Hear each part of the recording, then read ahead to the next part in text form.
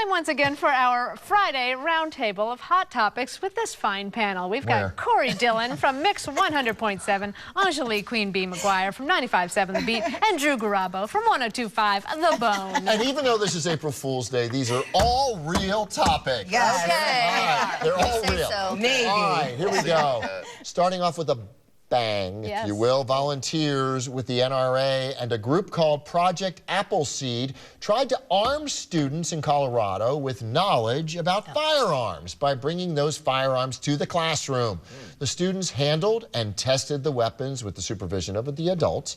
The goal of the unique lesson was to replace fear with respect. The course also included a day at a gun range with loaded guns. These students, by the way, 7th graders.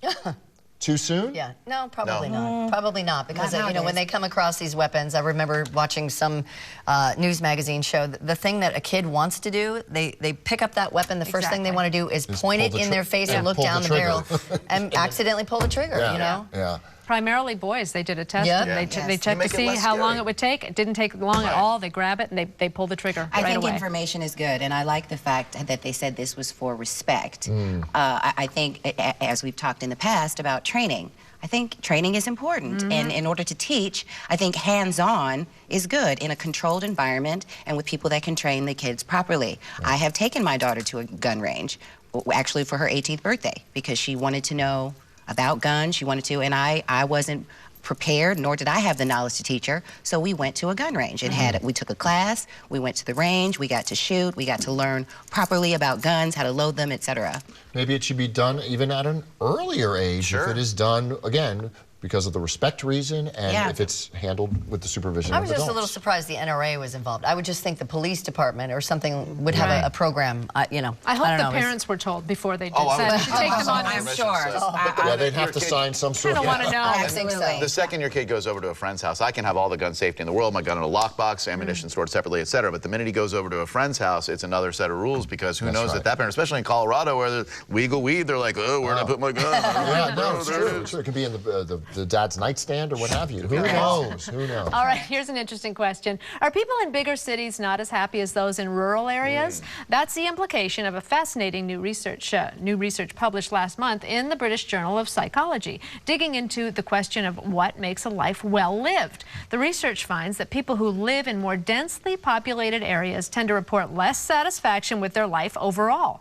The higher the population density of the immediate environment, the less happy. Survey respondents said they were. Yeah, there you go.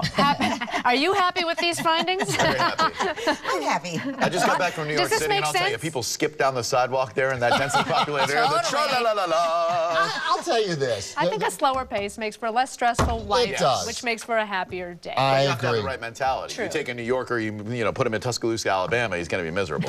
But you know what? Here, Tuscaloosa. on the other side of this, I will say this.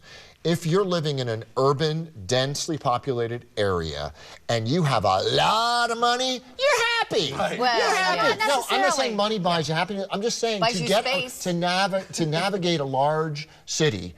It is, if you have money and you don't have to take the subway and you don't have to deal with crowds and you can get in a car and driven. I mean, look, Jerry we're talking has lived about this I know. Yes. Tell him, look how happy he is. We are talking about a dream for most people here. But I just think a slower pace. I moved from LA, lived there 22 years, living in St. Petersburg. I am so much, I mean this, so much happier than I have ever been. But don't they say, I mean, most of us only have 4 people really in our circle every day, you know, that you talk to on a consistent basis every day. Right. So I think most of us have kind of a tinier circle, but it's just a matter of what kind of space do you have when you can go back and shut the doors and shut everyone out? Right, right. But everything that everyone has referred to on the panel has been less stress equals more happiness, regardless of where you are. I think. It's proven, right? It's true. Yeah. Yeah, and there's a fine line. You like to have activities to keep you amused and stuff, but I'll tell you what, going on the subway, you don't see a lot of happy people there. Not a lot of smiles. No, they are not. All right, we'll probably do one more here by 2025, and this is shocking. Some 1.8 billion people will face absolute water scarcity. That is less than 10 years away, okay? And an estimated 2/3 of the world's population could be living underwater. And we're talking about stressed conditions. Underwater stressed conditions. Okay. That's the worst. They won't be underwater. They'll be living underwater. They might be underwater if global warming keeps happening the way it is. Okay, could be living under water-stressed conditions. Yeah, there you go. According to UN. April Fools! I'm kidding. No, I'm not kidding. Okay, according to the UN statistics, this is what we're talking about. They were just released, by the way, and this is very serious. A panel discussion held at the UN headquarters highlighted that safeguarding forests is an essential way to manage global freshwater resources and to avoid water shortages. Basically, all of this is due to the destruction of rainforests as well as the global warming issues. When will people wake up about this growing and imminent threat? I don't know. Sting has been trying to save the rainforest for Yes. a long time, hasn't he? Yeah. I mean, Well, I mean, efforts is it have been that it made. seems so detached from everybody and Yeah, they think because water right is now just it's so gonna accessible. Yeah, it's going to People always turn be the faucet, there. I've got water. Yeah, we so take it's it not for- an we issue. take Look it at for granted. California. well, Look at California. well, right. And isn't Amy Poehler, the actress and comedian, she's like the worst offender. I just read recently, and what people are like, what is she doing with 70,000 gallons a day or whatever my it is? goodness. It's What? something obsene. Oh, yeah. Turn off the faucet when But you're that's the brushing your thing. teeth, That's for crying sort out of my loud. point, that I do think that there are certain bigger offenders than others.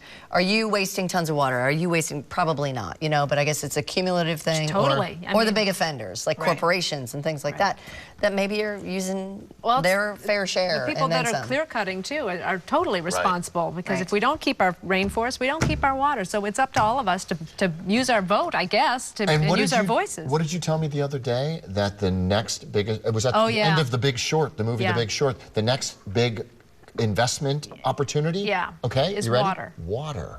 Yeah. Really? Yep. Yeah. Interesting. Yeah, because Zephyr Hills or supply, whatever. supply and demand. We've got more hot topics to come. We'll be right back.